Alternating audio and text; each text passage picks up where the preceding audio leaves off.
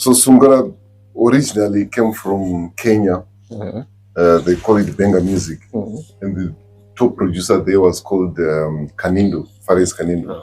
So at first in Zimbabwe, they used to call it Kanindo.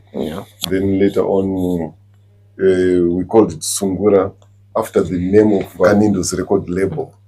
So even up to now, we call it Sungura. But the good thing is we Zimbabweanized it, added our own rhythms. Right now, if you listen to it, it's totally different from Benga music. And its basics, talking of intervals, like for example in the key of C, it's usually thirds, like,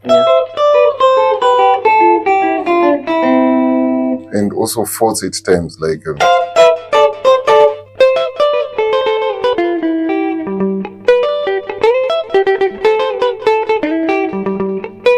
So you'll be playing melodies on top of a chord progression. So it's usually 1, 4, 1, 5.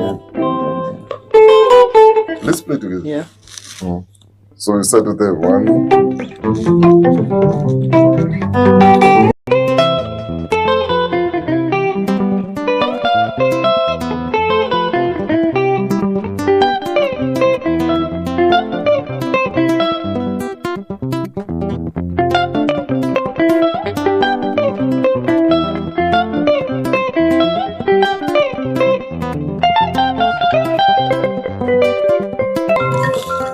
So those are the basics of Sungura.